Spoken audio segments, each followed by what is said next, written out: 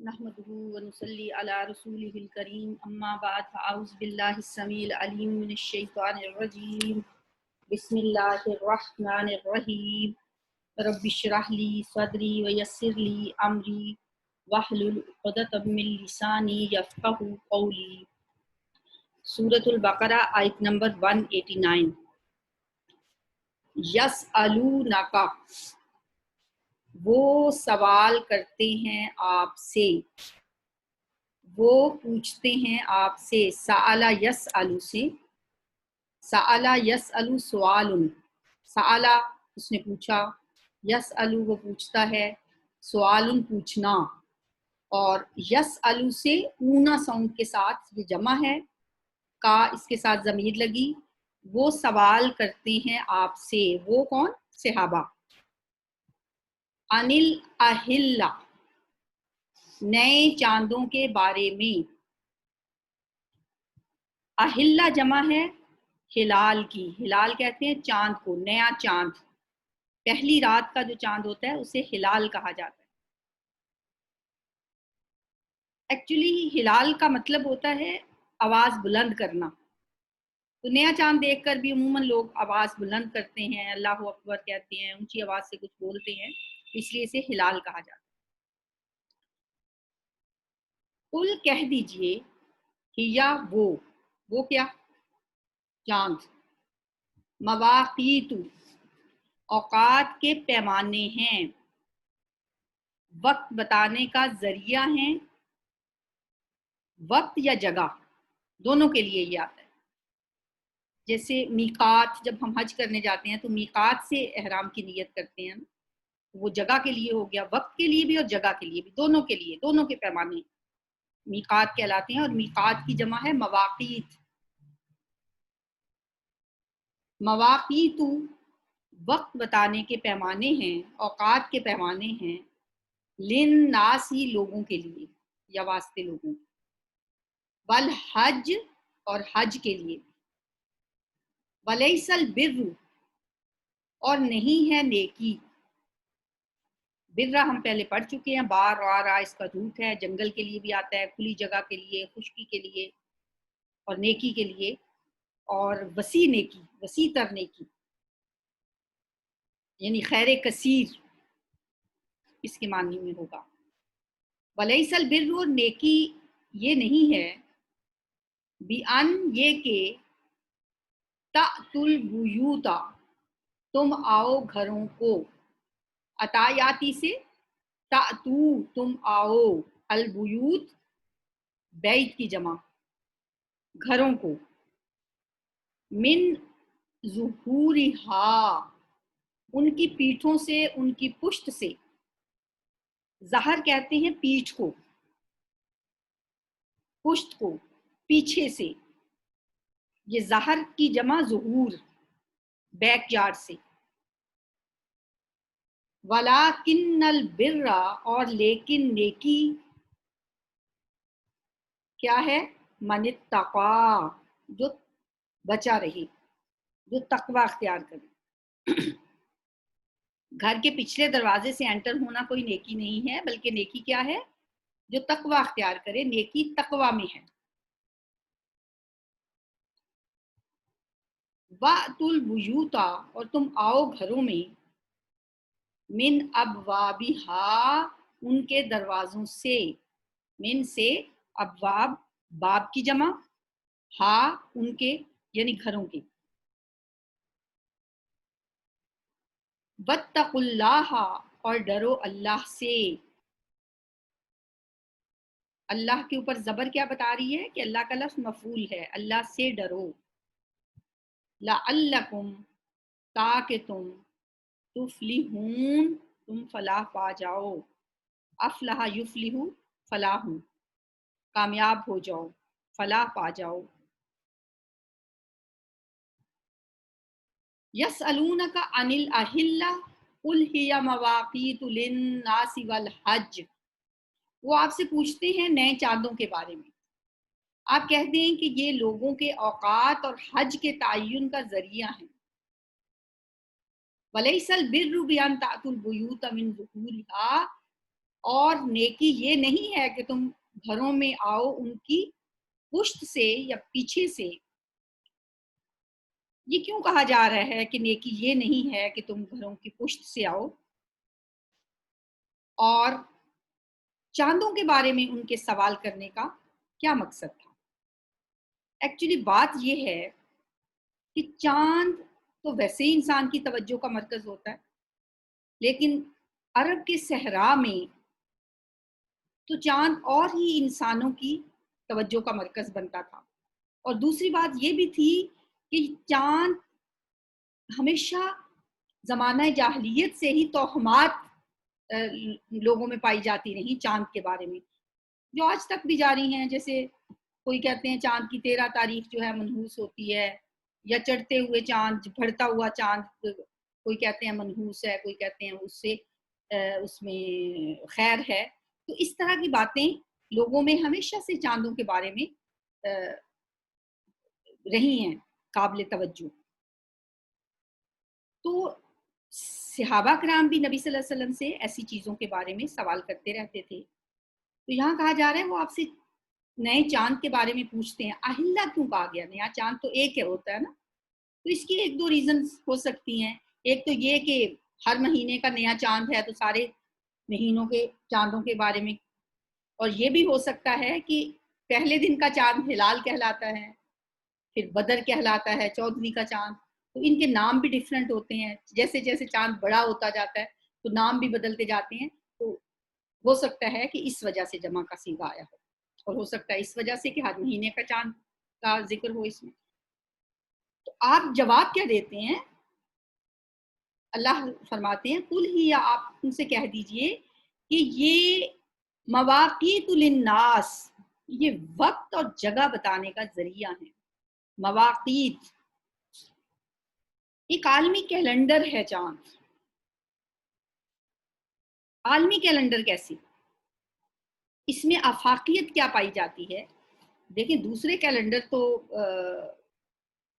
ہر شخص کی ہو سکتا ہے پہنچ میں ہی نہ ہو سکتا ہے کہیں نہ کہیں ایسے لوگ بھی ہوں جو نہ پڑھنا لکھنا جانتے ہوں، نہ ان کی رسائی کسی کیلنڈر تک ہو، یا وہ کسی ایسے علاقے میں رہتے ہوں کہ جہاں ان کو کچھ بھی اویلیبل نہیں ہے.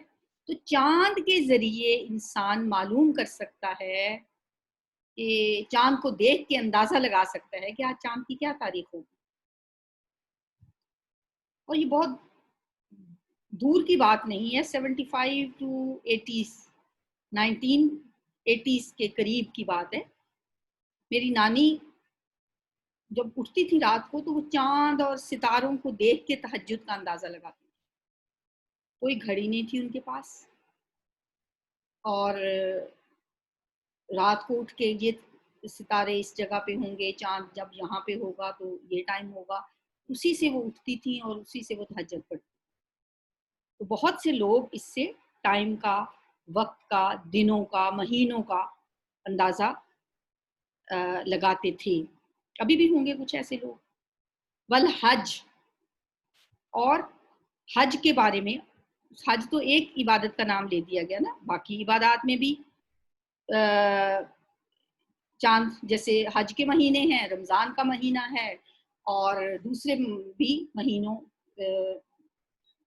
جو ہیں وہ چاند کے مہینوں سے ہماری عبادات کا بھی گہرا تعلق ہے.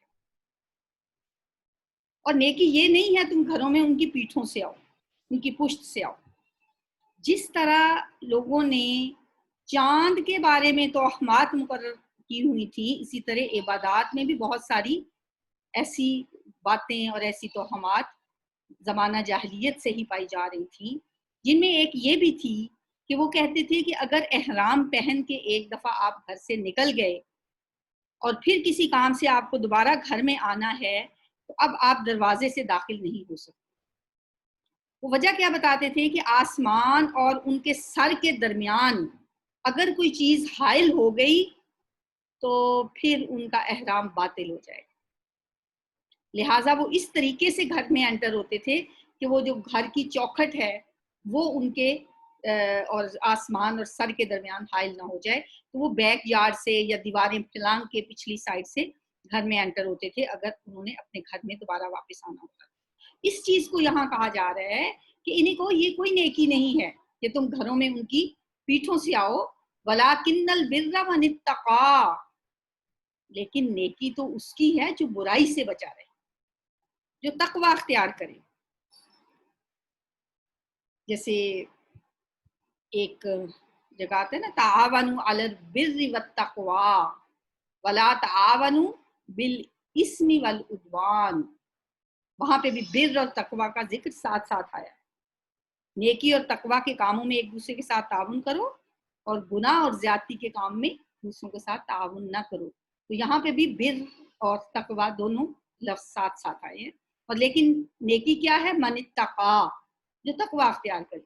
وَأْتُوا الْبُيُوتَ مِنْ أَبْوَابِهَا، اور آؤ تم گھروں میں ان کے دروازوں سے. وَاتَّقُوا اللَّهَ لَعَلَّكُمْ تُفْلِحُونَ، اور اللہ سے ڈرتے رہو تاکہ تم کامیاب ہو جاؤ، تاکہ تم فلاح پا جاؤ. وَقَاتِلُوا، اور تم جنگ کرو، لڑو. قاتل یقاتل، مقاتلہ، لڑنا، جنگ کرنا. دو طرفہ لڑائی کو کہا جاتا ہے قاتلہ. ٹھیک ہے، سوری، قاتلہ اس نے لڑائی کی، یقاتلو وہ لڑائی کرتا ہے، مقاتلہ لڑائی کرنا. فی سبیل اللہ، اللہ کے راستے میں، اور لڑائی کرو، جنگ کرو اللہ کے راستے میں. الذین، ان لوگوں سے، یقاتلونکم، یہ دونوں آ گئے، ماضی بھی اور مضارع بھی، جو جنگ کرتے ہیں تم سے. یقاتلو جنگ کرتے ہیں، یقاتلونا وہ جنگ کرتے ہیں، اور یقاتلو وہ جنگ کرتا ہے. اونا ساؤنڈ جمع کے لیے، تم سے. ولا، اور نہ، تعتدو تم زیادتی کرو. ان اللہ، بے شک اللہ تعالی، لا نہیں، یحب پسند کرتا، محبت رکھتا، احبا یحب محبت کرنا، المعتدین زیادتی کرنے والوں سے. بے شک اللہ نہیں پسند کرتا زیادتی کرنے والوں کو. اعتدا یا تدی سے ظلم و زیادتی، تعدی یہ لفظ بار بار ہم پیچھے پڑھ چکی ہیں، کئی دفعہ آ چکے. وقاتلوا فی سبیل اللہ الذین یقاتلونکم ولا تعتدوا ان اللہ لا یحب المعتدین، اور تم جنگ کرو اللہ کی راہ میں ان لوگوں سے جو جنگ کرتے ہیں تم سے، اور نہ تم زیادتی کرو، بے شک اللہ تعالیٰ نہیں پسند کرتا زیادتی کرنے والوں. یہ بات یاد رکھیے کہ یہ جو سورہ بقرہ کی آیت نمبر 190 ہے، اس میں جہاد کی فرضیت ہے. اس سے پہلے اذن جہاد ہو چکا تھا سورہ حج کی آیت نمبر 39 میں. اذن للذین یقاتلون بانہم ظلموا ان اللہ علی نصرہم لقدیر. اجازت دی جاتی ہے ان لوگوں کو جن کو اللہ کے راستے میں یقاتلون مارا جاتا ہے، کہ وہ جہاد کرنے کی یا لڑنے کی ان کو اجازت دی جاتی ہے.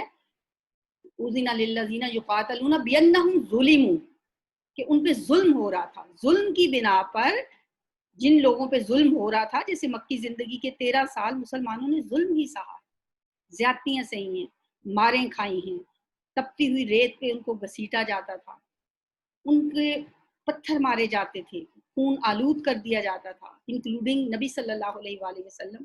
اتنا آپ کو ستایا گیا، لیکن اللہ کی طرف سے اجازت نہیں تھی کہ ان کے ساتھ مقابلہ کرنا ہے، ان کو کے ساتھ جوابی کارروائی کرنی ہے، ان کو جواب دینا ہے. اب یہ اللہ بہتر جانتا ہے کہ نبی صلی اللہ علیہ وآلہ وسلم کو کوئی وحی خفی کے ذریعے اللہ تعالیٰ نے بتا دیا تھا، یا کس طریقے سے اللہ تعالیٰ نے آپ کو انفارم کر دیا تھا. بہرحال صحابہ کو یہ حکم یہ تھا کہ بے شک آپ کی کھال ادھیڑ دی جائے، لیکن ان کی بات تو تکلیف دے اظہار ثانیہ ہیں، ان کا جواب نہیں دے. اس میں بھی اللہ کی بڑی حکمت تھی. حکمت کیا تھی کہ جب انسان کمزور ہے، وہ مقابلے کی پوزیشن میں ہی نہیں ہے، وہ اگر مقابلہ کرنے کی کوشش کرے گا تو نتیجہ کیا نکلے گا؟ جیسے عورتوں کو کہا جاتا ہے نا کہ مردوں کے اگر مرد کوئی ان کے ساتھ کرتے بھی ہیں، کوئی ڈانٹتے ہیں، کوئی گالی گلوچ کرتے ہیں، ہاتھ بھی اٹھاتے ہیں، عورت کو جوابی کارروائی کی اجازت کیوں نہیں ہے؟ اس لیے کہ اللہ کو پتا ہے یہ کمزور ہے، کہ زیادہ مار کھائے گی آگے سے، اس لیے اللہ نے اس کو روک دیا. اسی طرح اہل مکہ کو، مسلمانوں کو مکہ کے اندر 13 سال تک جوابی کارروائی کرنے کی اجازت نہیں ملی، لیکن سفر جہاد میں ہی سورہ حج کی وہ آیت نازل ہو گئی، اذن للذین یقاتلون بانہم ظلموا وان اللہ علی نصرہم لقدیر. اب اجازت دی جاتی ہے ان لوگوں کو جن پہ ظلم ہوا تھا لڑنے کی، جنگ کرنے کی. تو یہاں سورہ بقرہ کی یہ آیت 90 میں بھی جہاد کی فرضیت ہے. کیا کہا جا رہا ہے؟ وَقَاتِلُوا فِي سَبِيلِ اللَّهِ الَّذِينَ يُقَاتِلُونَكُمْ، اور لڑو، جنگ کرو اللہ کی راہ میں ان لوگوں سے جو تم سے جنگ کرو. اب بھی دیکھیں اتنا ظلم سہنے کے بعد بھی جب ان کو اب اجازت مل رہی ہے تو کیسے اللہ نے اس کو مشروط کر دیا، وَلَا تَعْتَدُوا، زیادتی نہیں کرنی. ان اللہ لا يحب المعتدین، زیادتی کرنے والوں کو اللہ پسند نہیں کرتا. جہاد کرو، جنگ کرو، وہ تم سے لڑتے ہیں تم ان سے لڑو، وہ تمہیں مارتے ہیں تم ان کو مارو، لیکن یہاں بھی زیادتی نہیں. جو ہمیں جہاد کے اصول ملتے ہیں نبی صلی اللہ علیہ وآلہ وسلم کی طرف سے، جو اپنے مجاہدین کو آپ کی ہدایات ہوتی تھی، ان میں کیا ہوتا تھا؟ عورتوں کو نہیں مارنا، بچوں کو نہیں مارنا، جو لوگ گرجوں میں بیٹھے عبادت کر رہے ہیں ان پہ ہاتھ نہیں اٹھانا، درخت نہیں اکھاڑنے، اور لڑو اللہ کے راستے میں. الذین یقاتلونکم، جو تم سے لڑتے ہیں، قابل جنگ مردوں سے لڑو. عورتیں تو نہیں لڑتی، بچے نہیں لڑتے، بیمار نہیں لڑتے، بوڑھے نہیں لڑتے، اور جو عبادت میں مصروف بیٹھے ہیں وہ بھی نہیں لڑتے تم سے.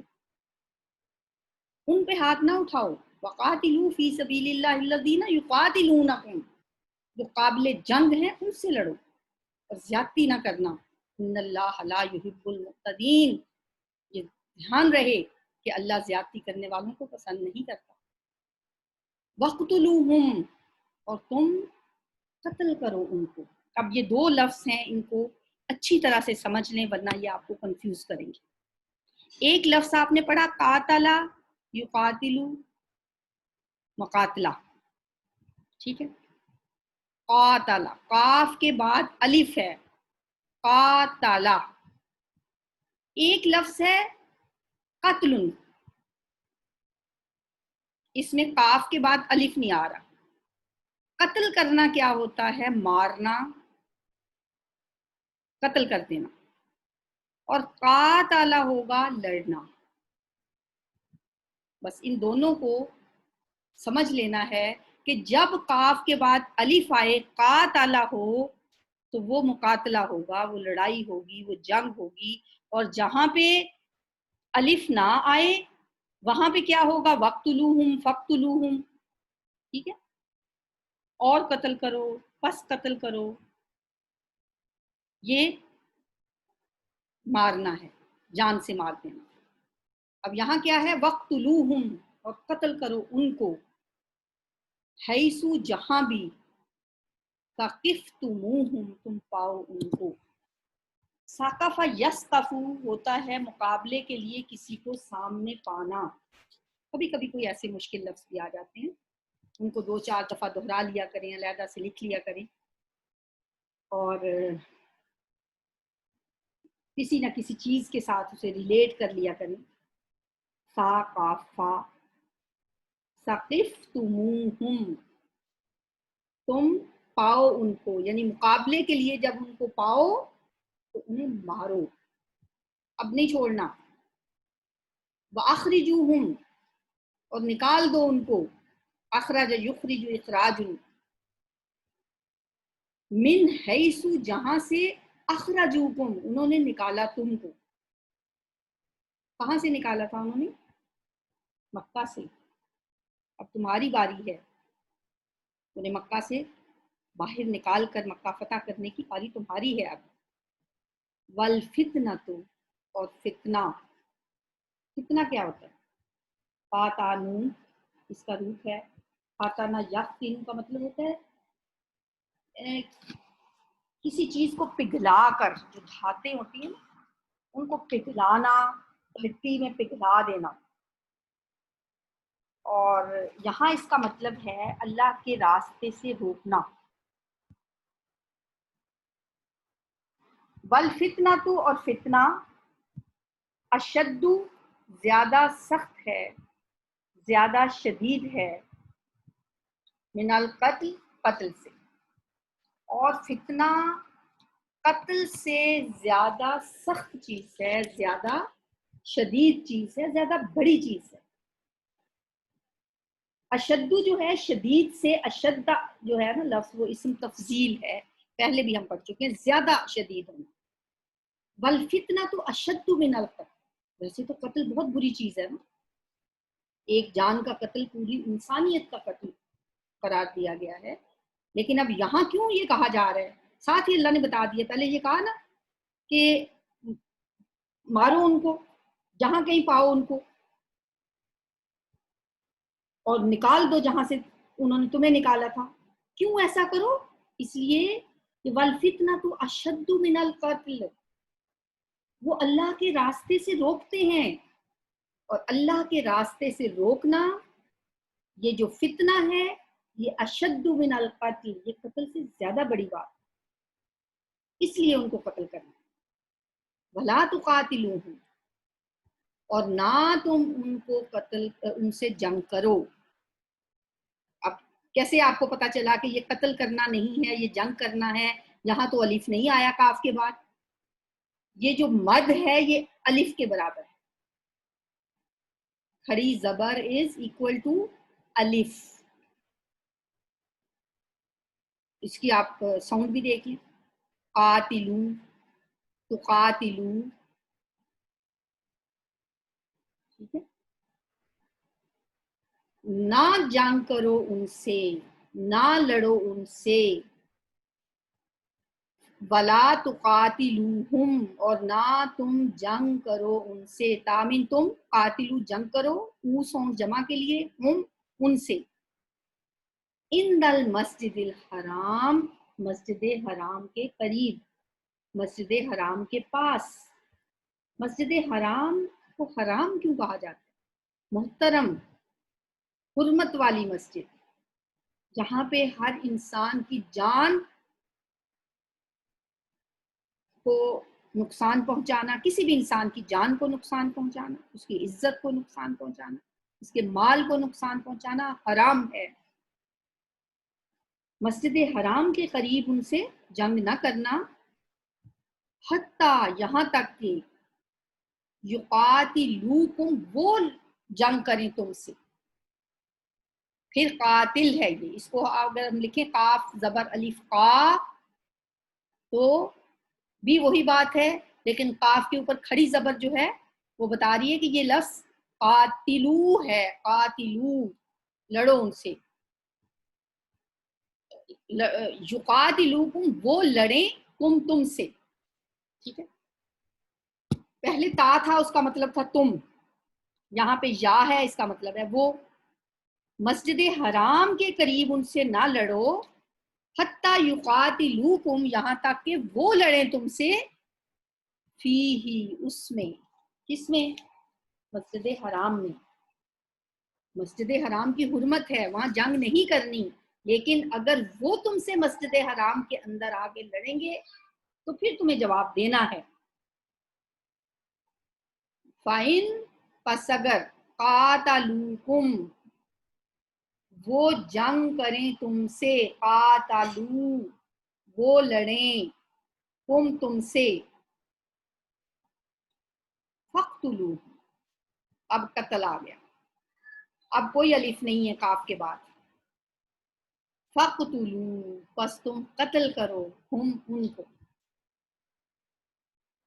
اگر وہ مسجد حرام میں تم سے لڑیں گے تو نتیجتاً پھر تم بھی ان کو قتل کرو، پھر تم نے کوئی رعایت نہیں برتنی۔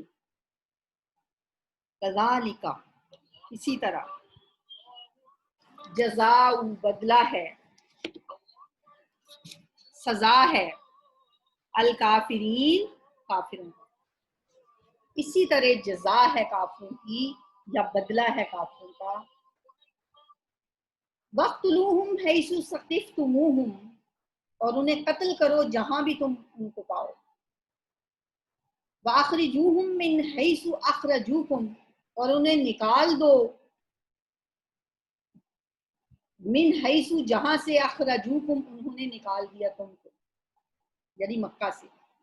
والفتنۃ اشد من القتل اور فتنہ زیادہ شدید ہے قتل سے۔ اہل مکہ نے بہت ستایا مسلمانوں کو، 13 سال تک ستایا، جب تک اجازت نہیں تھی تو وہ مارے کھاتے رہے۔ اب اللہ نے اعلان ان کو اجازت دے دی، جہاں بھی پاؤ ان کو، یعنی مقابلے میں جہاں بھی ان کے ساتھ تمہارا مقابلہ ہو قتل کر دو ان کو، اور انہیں نکال باہر کرو مکہ سے جس طرح انہوں نے تمہیں نکالا تھا۔ اس لیے کہ والفتنۃ اشد من القتل، فتنہ زیادہ برا ہے قتل سے۔ قتل کے بعد اگر فتنہ و فساد ختم ہو جائے، امن و سکون ہو جائے، یہ بہت برا سودا نہیں ہے۔ ولا تقاتلوہم عند المسجد الحرام، لیکن یہ خیال رکھنا کہ مسجد حرام کے قریب خون ریزی نہ کرنا، مسجد حرام کے قریب جنگ نہ کرنا ان سے، حتی یقاتلوکم فی، یہاں تک کہ وہ خود جنگ کریں تم سے اس میں۔ اگر انہوں نے خود ہی پہل کی، اگر انہوں نے پہل کی فَإِن قَاتَلُوكُمْ، پھر اگر وہ تم سے جنگ کریں فَاقْتُلُوهُمْ، تو تم انہیں قتل کرو۔ کذالک جزاء الکافرین، یہی سزا ہے کافروں کی، کافروں کا بدلہ اسی طرح سے ہونا چاہیے۔ فَإِن، پھر اگر، انتہوا، فَإِنِ انتہوا، پھر اگر وہ باز آ جائے، انتہا ینتہی، نون ہا یا اس کا روٹ ہے، نہیں کا لفظ عام ہم اردو میں استعمال کرتے ہیں، نہیں انل منکر، منکر سے روکنا، منع کرنا، باز آ جائے۔ فَإِنِ انتہوا، پھر اگر وہ باز آ جائے، فَإِنَّ اللَّهَ، تو بے شک اللہ تعالی، غفور، بخشنے والا ہے، رحیم، بہت بہت مہربان ہے۔ غفور الرحیم، بخشنے والا اور بہت زیادہ مہربان ہے۔ فَإِنِ انتہوا، پھر اگر وہ باز آ جائیں، فَإِنَّ اللَّهَ، پس بے شک اللہ تعالی، غفور الرحیم، بخشنے والا رحم کرنے والا۔ وقاتلوہم، اور لڑو ان سے، جنگ کرو ان سے، حتیٰ یہاں تک کہ لا تکون، نہ رہے، نہ باقی رہے، فتنتن، فتنہ، کوئی فتنہ، اس وقت تک ان سے لڑو کہ کوئی فتنہ باقی نہ رہے، وَيَكُونَ الدِّينُ، اور ہو جائے دین، للہ، اللہ کے لیے۔ فَإِنِ انتہوا، پھر اگر وہ باز آ جائیں، فلا عدوان، تو نہیں کوئی زیادتی، الا مگر، علی الظالمین، اوپر ظالموں کے۔ وقاتلوہم، اور لڑو ان سے، حتی لا تکون فتنۃ، یہاں تک کہ نہ رہے فتنہ، کوئی فتنہ یعنی شرک اور ظلم باقی نہ رہے، جو کہ جاری تھا، مدتوں سے جاری تھا۔ اب اس وقت تک ان سے لڑتے رہو جب تک کہ یہ شرک و ظلم ختم نہ ہو جائے۔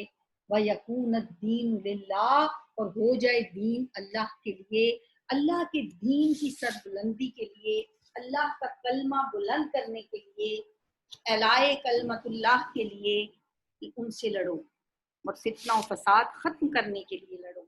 فَإِنِ انتہوا، پھر اگر وہ باز آ جائیں، فلا عدوان، इल्ला अल ज़ालिमीन, तो कोई ज्यादती रवा नहीं मगर जालिमों पर। फिर बिला वजह उन पे कोई ज्यादती नहीं, जो बाज आ जाए तो उनके साथ लड़ना है। जो अल्लाह का के रास्ते में, अल्लाह के दीन के रास्ते में रोड़े अटकाते हैं, जो अल्लाह के दीन के रास्ते में कजी ढूंढते हैं, तलाश करते हैं, मुसलमानों पे जुल्म करते हैं, जो शिर्क करते हैं। और यही फिर जब अल्लाह का हुक्म आ गया तो हमने देखा कि किस तरह फिर मुसलमानों की एक छोटी सी जमात बड़े बड़े लश्करों पे गालिब आ गई।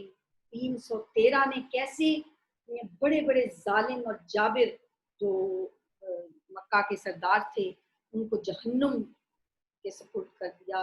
किस तरह मुसलमानों ने फिर इस इजाज़त मिलने के बाद अपनी जान की परवाह न करते हुए इस तरह से दीन का की सरबुलंदी के लिए अपने आप को पेश किया।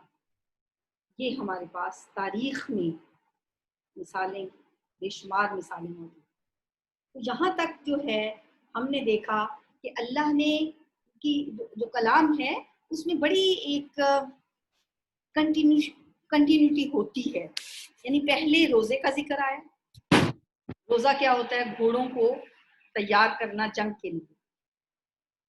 फिर उसके बाद हज की बात आई। अब बात तो हज की आगे भी आएगी, लेकिन हज की बात से पहले थोड़ा सा हज का जिक्र करने के बाद जिहाद की बात आ गई, क्योंकि हज कैसे होगा? जहाँ पे हज होना है, जहाँ अल्लाह का घर है, वो जगह तो काफिरों के निर्गे में है, वो जगह तो मुशरिकीन के कब्जे में है। उस जगह को उनसे खाली करवाना है, उस जगह को वहां से बुतों से पाक करवाना है। इसलिए अब यहाँ पे जिहाद का जिक्र आ गया और मुसलमानों से कहा जा रहा है वक़ातिलूहुम हत्ता ला तकून फितनतुन व यकून दीनु लिल्लाह। अल्लाह के दीन को सर बुलंद करने के लिए निकल खड़े हो और जिहाद के लिए अपने घोड़े तैयार कर लो। सुब्हानकल्लाहुम्मा व बिहम्दिका नशहदु अन ला इलाहा इल्ला अंता नस्तगफिरुका व नतूबु इलैक। अस्सलामु अलैकुम व रहमतुल्लाहि व बरकातुहू।